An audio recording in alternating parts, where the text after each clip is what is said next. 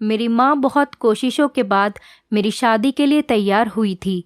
मेरी शादी घर से ही हो रही थी। आज मैं बहुत खुश थी और बहुत बेचैनी से अपने होने वाले पति का इंतज़ार कर रही थी। हम दोनों हमेशा के लिए एक होने वाले थे। इस दिन का मुझे बहुत बेचैनी से इंतज़ार था और वो दिन आ गया था। लेकिन मेरी माँ पता नहीं कहाँ चली गई थी। मैं दुल्हन की तरह तैयार बैठी थी। मेरी शादी में मेरी तरफ से सिर्फ मेरी माँ ही थी। हमारा और कोई रिश्तेदार नहीं था। काफ़ी समय इंतज़ार करने के बाद मैंने अपने पति राजेश को फ़ोन किया, लेकिन उसका फ़ोन नहीं लग रहा था। मैंने माँ को फ़ोन किया और उनसे पूछा कि तुम कहाँ हो और अब तक क्यों नहीं आई। माँ ने घबराई हुई आवाज़ में कहा कि मैं आ रही हूँ, तुम अपना ख्याल रखना। घर पे कोई भी आए तो तुम दरवाज़ा मत खोलना। मैंने माँ से पूछा कि माँ, ऐसा क्या हुआ? राजेश तो आने ही वाला होगा। माँ ने कहा कि राजेश आए तब भी तुम दरवाज़ा नहीं खोलोगी। मैंने माँ से पूछा कि क्यों, मैं राजेश के लिए दरवाज़ा क्यों नहीं खोलूं? माँ ने कहा, जैसा मैं कहती हूँ वैसा ही करो। ये कहकर फ़ोन काट दिया। 10 मिनट बाद किसी ने दरवाज़ा खटखटाया। मैंने पूछा कौन है, तो माँ ने कहा कि मैं हूँ और जल्दी से दरवाज़ा खोलो। मैंने दरवाज़ा खोला तो माँ बहुत घबराई हुई थी। उन्होंने मुझसे कहा कि जल्दी से अपना सामान पैक करो, यहाँ से अभी इसी समय निकलना होगा। मैंने कहा, माँ ये क्या कह रही हो तुम?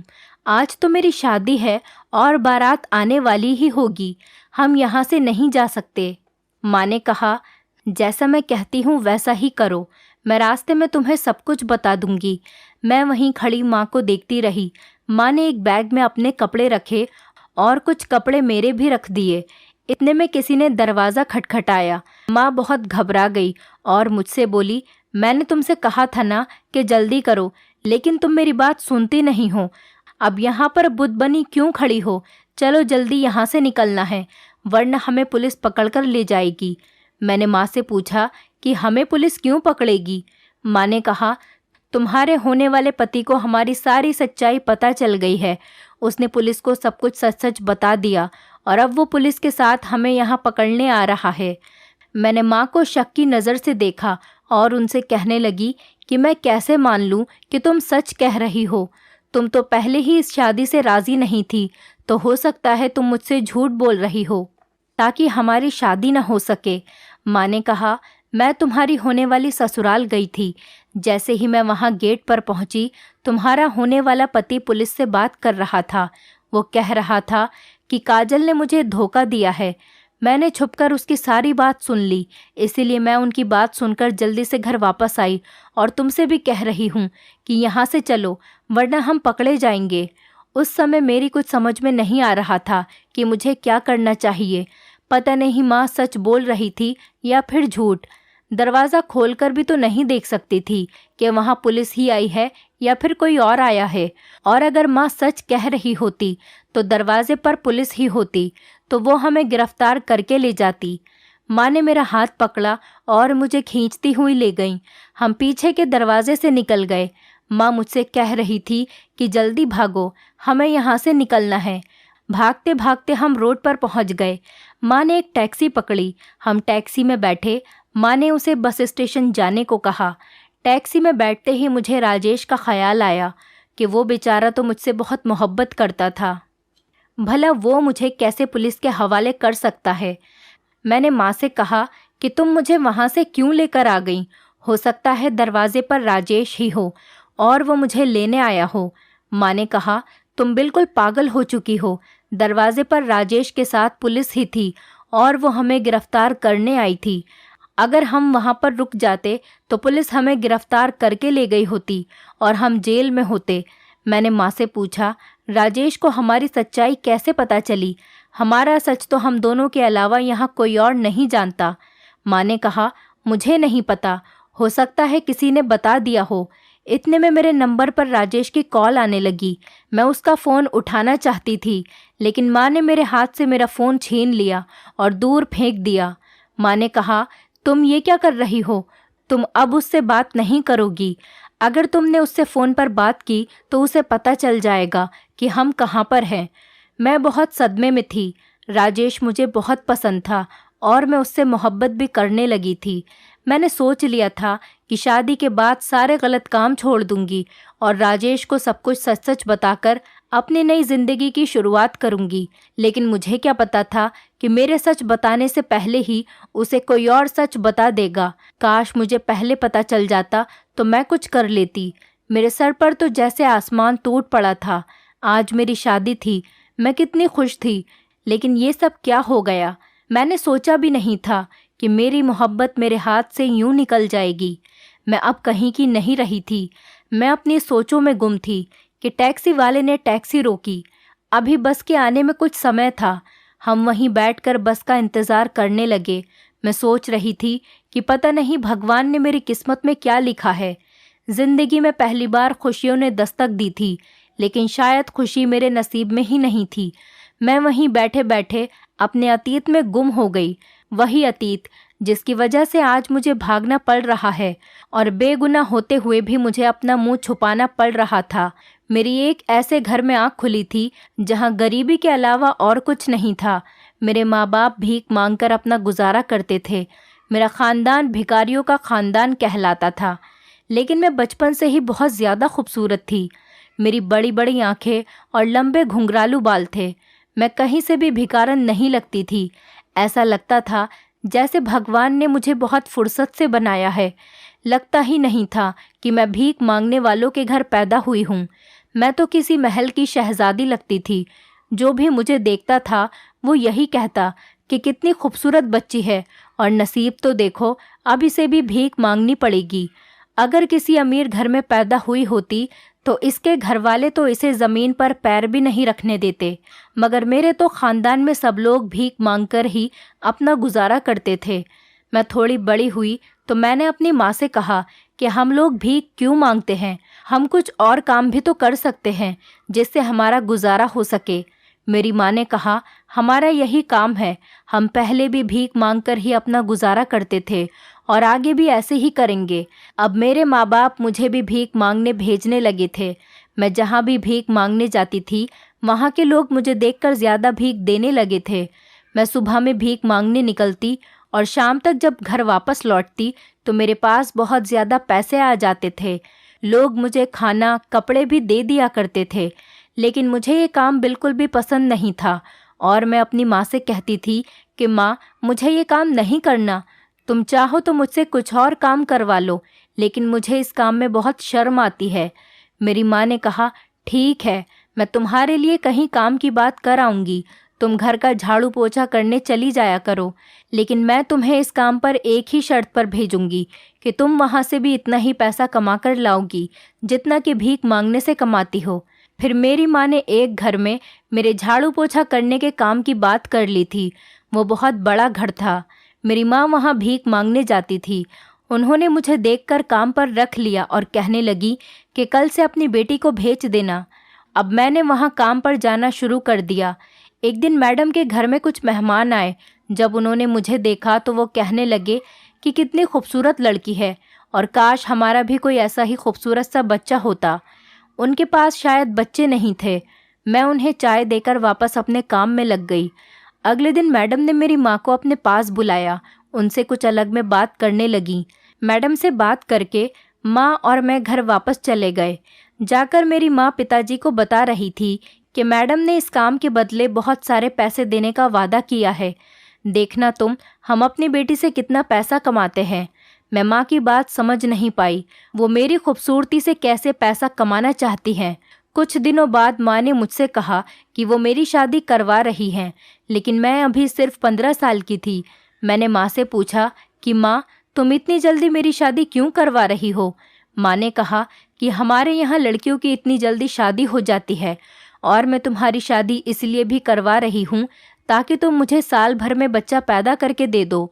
मैंने कहा, माँ, मैं अपना बच्चा तुम्हें क्यों दूंगी?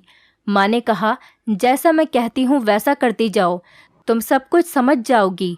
कुछ दिनों बाद ही मेरी माँ ने मेरी शादी करवा दी। मुझे ये भी नहीं बताया कि मेरी शादी किससे हो रही है। शादी के बाद माँ ने मुझे एक कमरे में भेजा जहाँ पर बहुत अंधेरा था।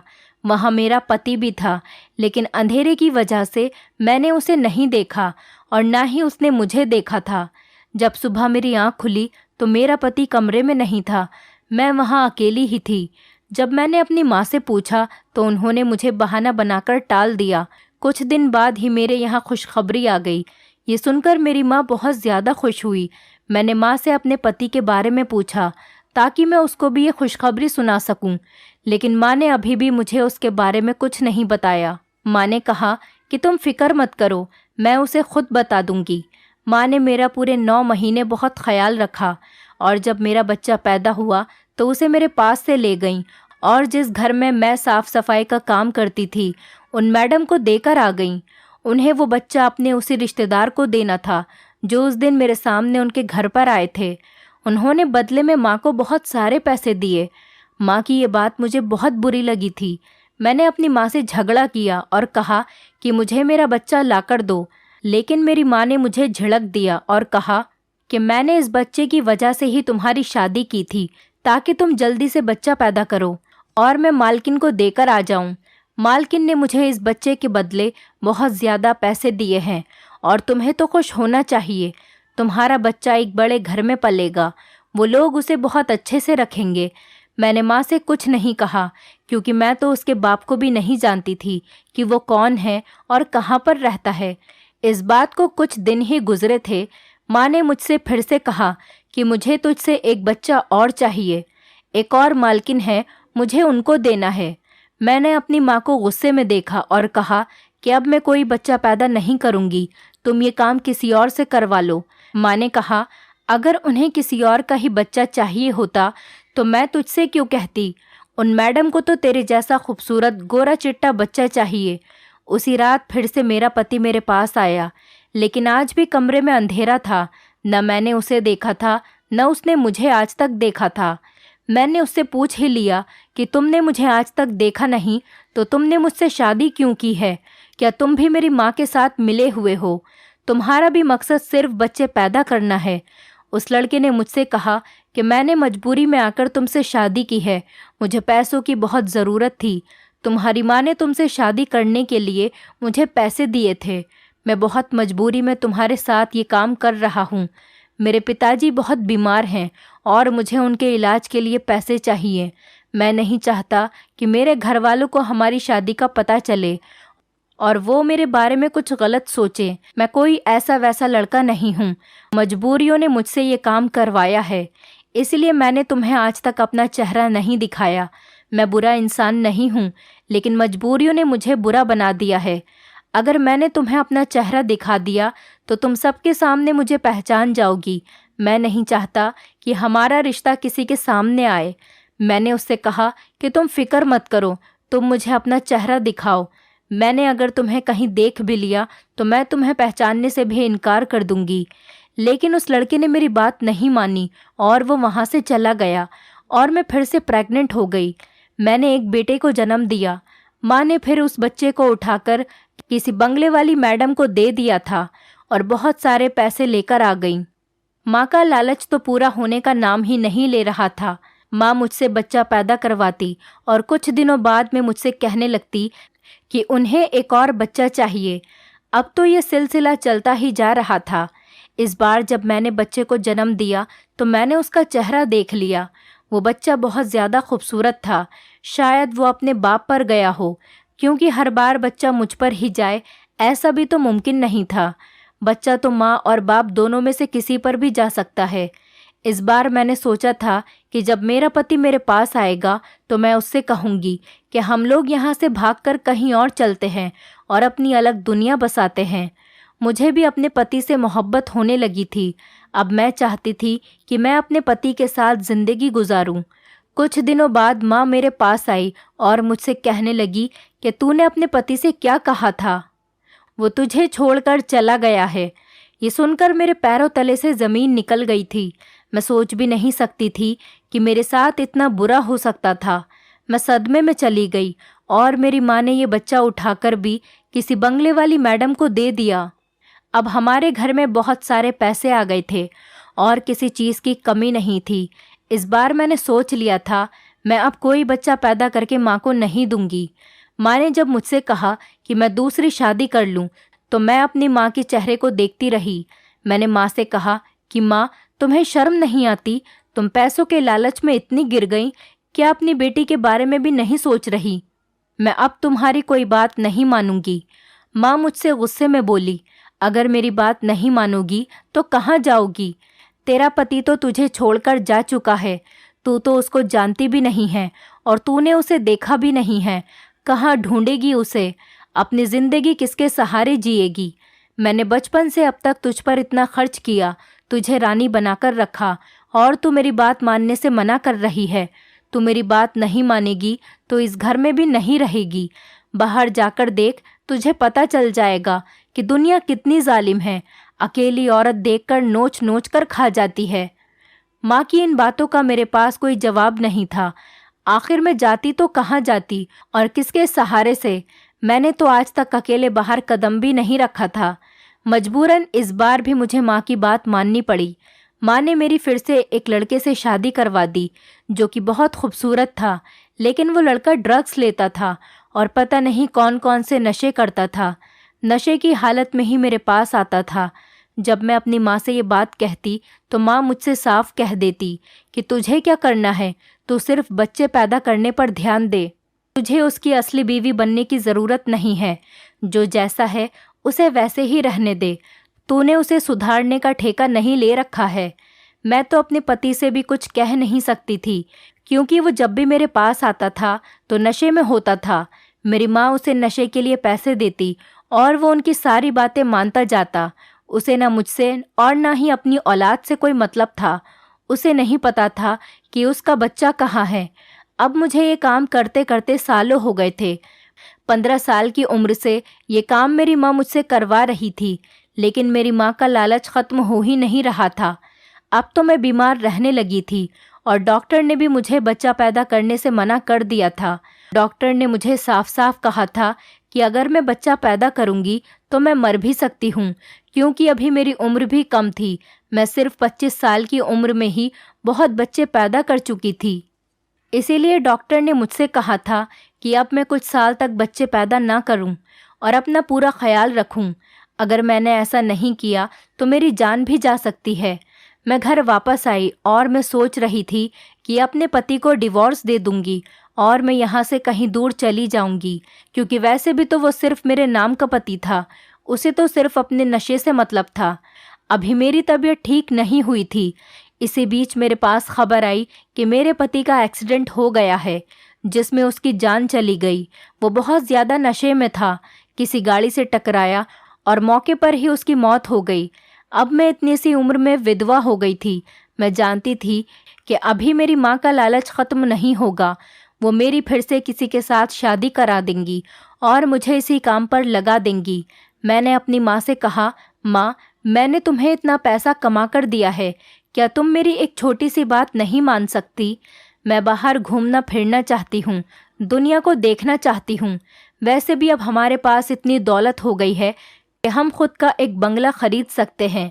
मुझे 1 साल का समय दे दें। मैं इस 1 साल में अपनी ज़िंदगी अपने तरीके से जीना चाहती हूँ। उसके बाद जो तुम मुझसे कहोगी मैं वैसा ही करूँगी। माँ को शायद मेरी बात समझ में आ गई थी, क्योंकि डॉक्टर ने भी कहा था कि अगर मैंने अब बच्चा पैदा किया तो इसमें मेरी जान को ख़तरा हो सकता है, और माँ मेरी जान का ख़तरा नहीं ले सकती थी, क्योंकि उन्हें मुझसे अभी और ज़्यादा पैसे कमवाने थे। इसीलिए माँ ने कहा कि ठीक है, लेकिन मैं भी तुम्हारे साथ जाऊंगी और वापस आने के बाद तुम वैसा ही करोगी जैसा मैं तुमसे करने को कहूँगी। उसके बाद हम दूसरे शहर में रहने के लिए आ गए। मुझे यहाँ पर आकर बहुत अच्छा लग रहा था। मैं अपनी पिछली ज़िंदगी भूल रही थी। मुझे तो पता ही नहीं था कि ज़िंदगी ऐसे भी जी जाती है। लोग अपनी ज़िंदगी से इतना भी खुश हो सकते हैं। आज मुझे ऐसा लगा था कि मेरा दूसरा जन्म हुआ है। मुझे पहली बार मोहब्बत भी इसी शहर में हुई थी। एक दिन मैं माँ के साथ शॉपिंग करने जा रही थी। रास्ते में मेरी एक गाड़ी से टक्कर हो गई। वहाँ मुझे एक लड़के ने बचाया और मुझे हॉस्पिटल लेकर गया। उसने मेरी पट्टी करवाई। इतने में माँ वहाँ पर आ गई और वो लड़का पता नहीं कहाँ चला गया। मैं तो उसके बारे में सोचती ही रह गई। वो लड़का मुझे बहुत अच्छा लग रहा था। जैसे वो मुझे अपनी गोद में उठाकर हॉस्पिटल लेकर आया, सब कुछ एक सपने के जैसा था। मैं सोच रही थी कि पता नहीं वो मुझे दोबारा मिलेगा या नहीं। हम घर पर आ गए। कुछ दिन मैं घर पर ही रही। बाद में जब मैं शॉपिंग करने गई तो वो लड़का अपनी एक कपड़े की दुकान पर दिखाई दिया। मैं उसके पास चली गई और उसे थैंक यू बोला। उसने मेरी तरफ देखा और मुस्कुरा दिया। मुझसे पूछने लगा, तुम अब कैसी हो? मैंने कहा कि मैं ठीक हूँ। मैंने उससे पूछा कि ये दुकान तुम्हारी है? तो उसने कहा, हाँ ये दुकान मेरी ही है। अभी मैं उससे बात कर ही रही थी कि माँ वहाँ पर आ गई और मुझसे कहने लगी कि तुम यहाँ किससे बात कर रही हो? मैंने कहा, माँ ये वही लड़का है जिसने मेरी जान बचाई थी और मुझे हॉस्पिटल लेकर गया था। इनकी कपड़ों की दुकान है। मैं इनसे कपड़े दिखाने को बोल रही थी। माँ ने कहा, क्या तुम्हें कोई सूट पसंद आया? मैंने कहा, हाँ माँ, मुझे ये सूट बहुत पसंद आया है। माँ ने मुझे वो सूट दिलवाया और हम घर पर वापस आ गए। उस लड़के का नाम राजेश था। मैं घर आने के बाद भी राजेश के बारे में ही सोच रही थी। शायद मुझे राजेश से मोहब्बत हो गई थी, लेकिन मैं ये जानना चाहती थी कि वो भी मुझसे मोहब्बत करता है या नहीं। एक दिन राजेश ने मुझे कॉल की और मिलने के लिए बुलाया। मैं माँ को बिना बताए राजेश से मिलने के लिए चली गई। अब मैं अक्सर राजेश से मिलने जाती और उससे फ़ोन पर भी बात करती थी, लेकिन माँ को इन सब के बारे में कुछ नहीं पता था। राजेश एक बहुत अच्छा लड़का था। उसकी कपड़े की दुकान थी। वो इसी शहर में अपने माँ बाप के साथ रहता था। राजेश ने मुझसे शादी के लिए कहा और मैंने उससे हाँ कर दी। जब माँ को ये बात पता चली तो वो मुझसे बहुत नाराज़ हुई और कहने लगी कि तुम आज के बाद राजेश से बात नहीं करोगी। मैंने ये सब कुछ राजेश को बताया। राजेश ने कहा कि तुम फिक्र मत करो, मैं तुम्हारी माँ से खुद बात कर लूँगा। राजेश ने जब माँ से बात करी तो वो हमारी शादी के लिए मान गई। मुझे ये देखकर बहुत हैरत हुई कि माँ इतनी जल्दी राजेश की बात कैसे मान गई। वो तो मुझसे कुछ और ही काम करवाना चाहती थी। अगले दिन राजेश हमारी शादी की बात करने हमारे घर पर आया। उसने कहा कि हम 1 हफ्ते बाद ही शादी कर लेते हैं। माँ ने अफसोस के साथ कहा कि ठीक है, जैसे तुम्हारी मर्जी। मैं बहुत खुश थी कि मेरी शादी राजेश से हो रही है। मैंने अपनी शादी की सारी शॉपिंग राजेश के साथ ही की थी। मैं राजेश के घर भी गई थी और उसके माता पिता से भी मिली थी। उसके माता पिता भी बहुत अच्छे थे।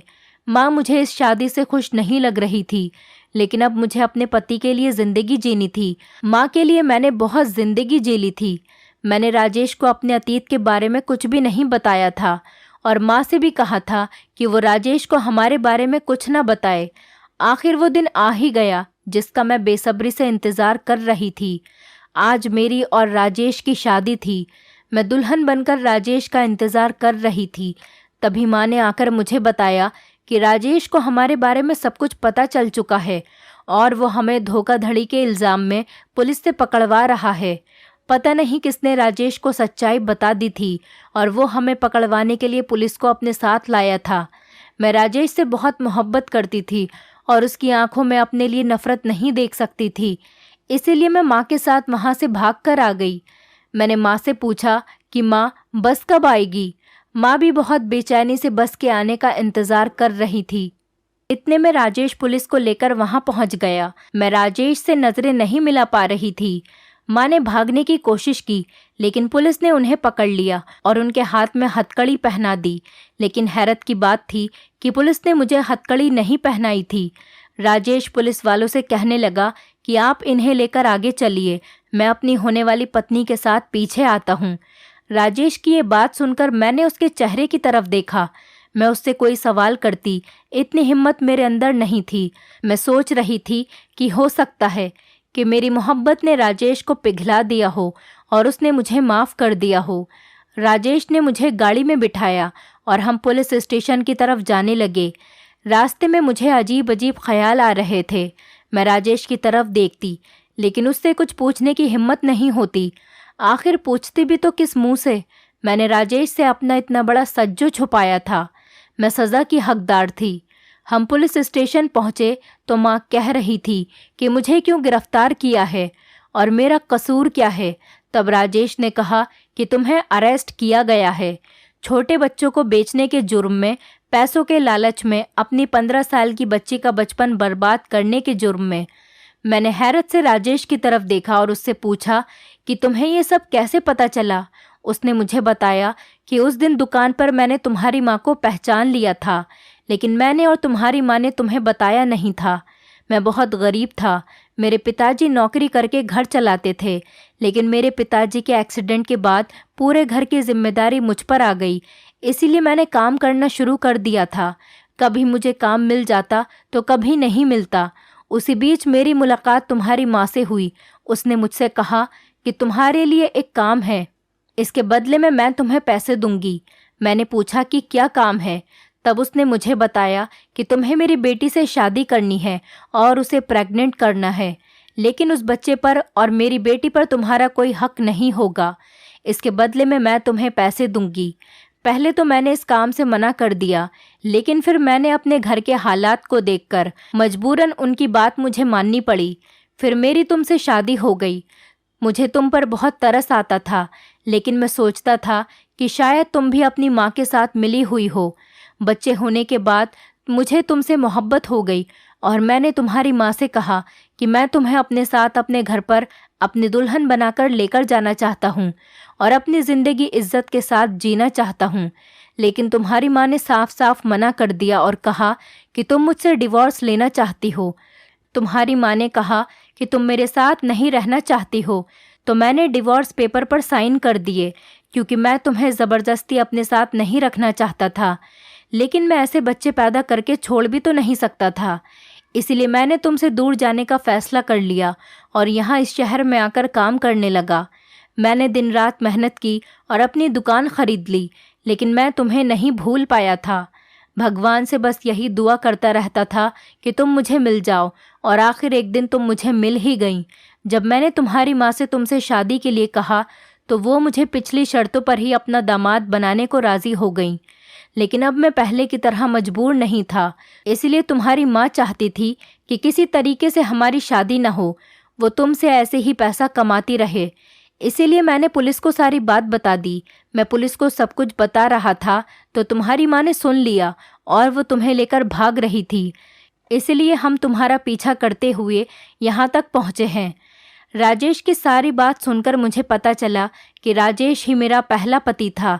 ये सुनकर मुझे बहुत खुशी हुई, लेकिन मैंने राजेश से कहा कि मेरी माँ अब जेल में ही रहेगी। राजेश ने कहा कि तुम फिक्र मत करो, जब तक इन्हें अपने किए का एहसास नहीं हो जाता तब तक ये जेल में ही रहेंगी और फिर मैं इन्हें निकलवा दूंगा। उसी दिन राजेश की और मेरी मंदिर में शादी हो गई। राजेश और मैं एक साथ बहुत खुश थे। मैंने भगवान का शुक्रिया किया कि उसने मुझे नर्क वाली ज़िंदगी से निकाल कर इतने अच्छे पति का साथ दिया। दोस्तों, उम्मीद करती हूँ आपको हमारी कहानी पसंद आई होगी। कहानी पसंद आई है तो वीडियो को लाइक करें, चैनल पर नए हैं तो चैनल को सब्सक्राइब करें और हाँ, नोटिफिकेशन बेल को ज़रूर दबाएं ताकि अगली अपडेट सबसे पहले आपको मिले।